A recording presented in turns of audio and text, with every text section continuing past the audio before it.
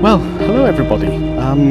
It's Monday the 9th of October and today I am standing in Sturt Street in the centre of Abingdon, and I think today's podcast is going to be a tale of two rivers.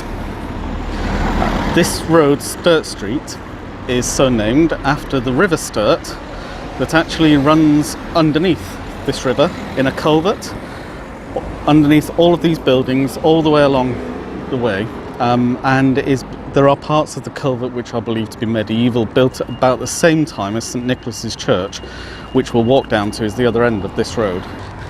It's one of two significant tributaries to the Thames in Abingdon, the River Ock on the south side of the town centre being the other, and I showed you on my earlier podcast where that actually meets the Thames at the Wilson Berks Canal Bridge. So I'll just walk down Sturt Street with you and show you a few of the sights. So there are a number of buildings of interest in Sturt Street. Across the road from me you can see Langford and Sons Coal Merchants. This was the last of the coal merchants to be operating in Abingdon. As a result of smog pollution and the resulting Clean Air Acts, most houses that previously used coal for their heating requirements switched over to natural gas in the 1960s and 70s, and indeed in the 1960s you would have been hard pressed in England to find a house with central heating, and by the late 1980s you'd have been hard pressed to find a house without it. So the coal merchants across the way would have generated some of the gas from their coal that would have been stored in the gasometer, which would have been standing where my flat now is. More significantly, on this side of the road we have my favourite shop in the whole of Abingdon. It's Mason's. This is the original Mason's shop. The other two shops in Bar Street are later additions to the chain, and as you can see on this notice, Mason's won the first prize for the best dressed window in Abingdon on the Against Breast Cancer Cancer Awareness Day that I mentioned was happening in the town square on Saturday.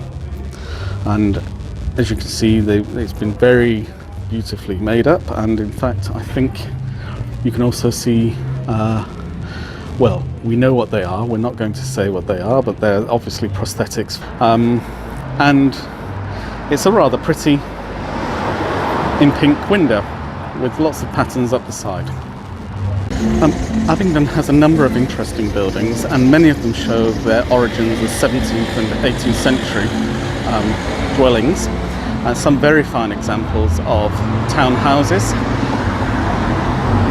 and people living above the shops. It's always been a very busy part of Abingdon. This through road takes you from the north of Abingdon out towards the east and down towards Henley and Reading. I'm now standing next to St Nicholas's Church.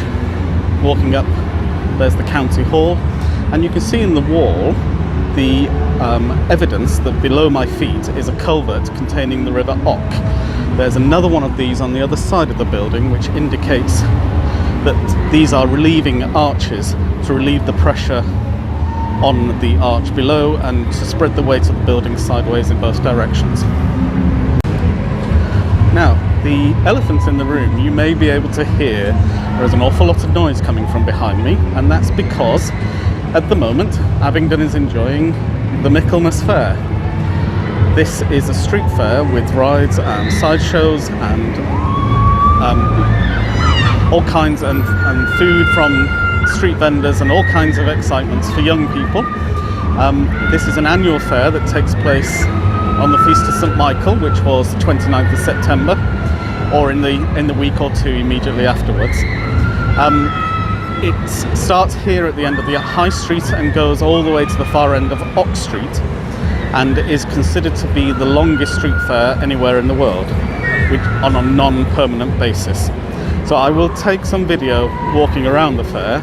I will try and record some voiceover for you so that you can actually hear what I'm saying above all the screams and the music. So we start this tour in the High Street, where the High Street meets Bridge Street and Sturt Street, and the High Street runs from left to right across the front of the County Hall. At the end of the High Street we come to the junction of Bar Street and Ox Street. This is the location of the town's war memorial, first erected after the First World War, but subsequently holding the names of those who died in the Second World War and other conflicts. If we continue along, we then come to Stratton Way, which is a relief road built in the 1950s and 60s in order to take the pressure off the town centre. Ox Street itself runs all the way from the junction with Bar Street to the final junction with the Drayton Road. The fair causes the closure of this main town centre street every year, and unfortunately produces the concomitant traffic delays coming into the town from the west.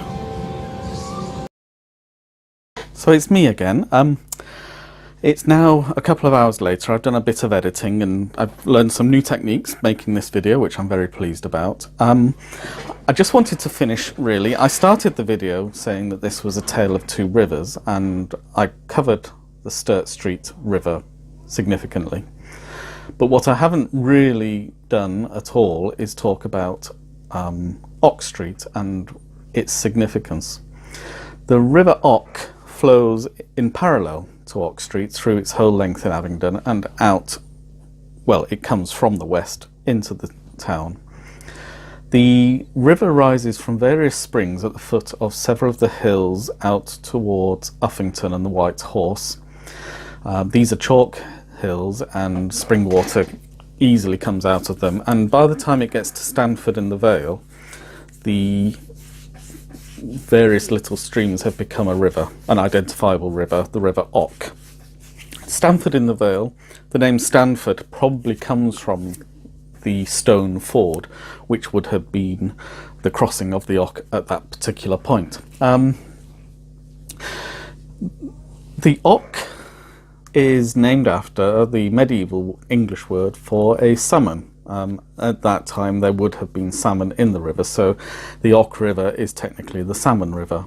Although, because it's a tributary of the Thames and the fish would have to swim through the Thames to get to the Ock, although the Ock itself doesn't have any significant industry on it, there were plenty of polluting factories between Abingdon and the sea via London, to mean that the Thames really has no salmon at all in it. There have been conservation efforts to reintroduce fish into most of Britain's rivers, but the biggest rivers going through the biggest cities tended to be the worst polluted, and it takes time to clear up such things. But maybe one day in the future, then future generations will once again be able to catch salmon in the Ock. One of the little curiosities of Ox Street, and the reason why I included a clip of the Brewery Tap pub, which by the way is an extremely good pub, serves extremely good local real beers from microbreweries in and around Abingdon, and does a fantastic Sunday dinner. If you're ever in the area, I thoroughly recommend the Brewery Tap. But that aside, it's also got a significance, more recent significance for the town. It was a medieval tradition for small communities to elect a mock mayor, and there has been a mayor of Ox Street for as long as anybody can remember. During the Middle Ages, Ox Street was a very poor part of the town, and so the tradition was to elect someone who would both raise issues on behalf of those who were not properly represented by the aldermen of the town and the powerful interests of the local gentry and landed aristocracy, but also to ridicule and satirise them, rather in the same way as a court jester would a king. And so the ancient tradition of electing the Ock mayor still takes place every year. It takes place on the Saturday nearest Midsummer's Day, which probably shows its fairly early origins as a tradition, probably going back to the earliest time of the Saxon settlement here. Anything related to the solstices or to equinoxes tends to be related to the nature religions that predated Christianity in a lot of areas, or that ran side by side with them. And in fact, our word for Easter is itself the name of the Celtic fertility goddess, who's Oistra. In fact, in Latin, Easter is the Paschal tide. It's nothing to do with Easter at all. That's a complete aside, which is not particularly relevant to this, but how unusual of me to go off on a tangent. On the Saturday nearest the solstice, the town centre, Market Square, hosts a festival of Morris dance, which is a traditional English folk fertility dance from the summer. And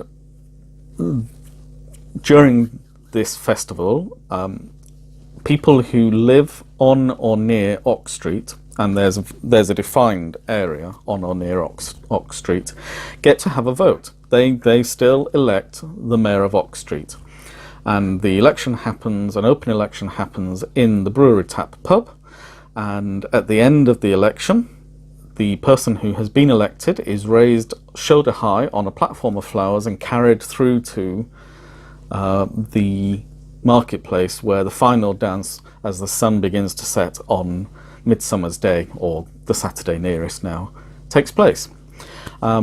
I mean, the tradition for the mayor of Ox Street was for a local character, someone who was never afraid to have their say no matter what. As such a person would not be afraid to speak to power, if you like, and would not be afraid to point out the pomposity and ridiculous nature of government.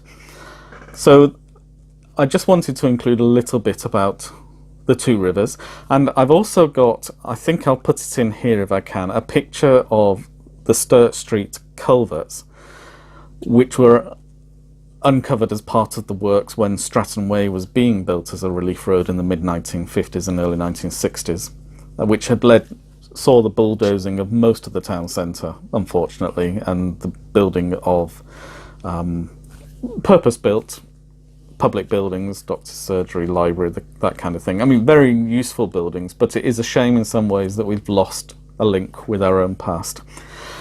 So I hope you've enjoyed this video. It's been slightly unusual, but I hope you've taken a little bit of the flavour of life in Abingdon for the Michaelmas Fair, and I look forward to seeing you again tomorrow. So from me for now, goodbye.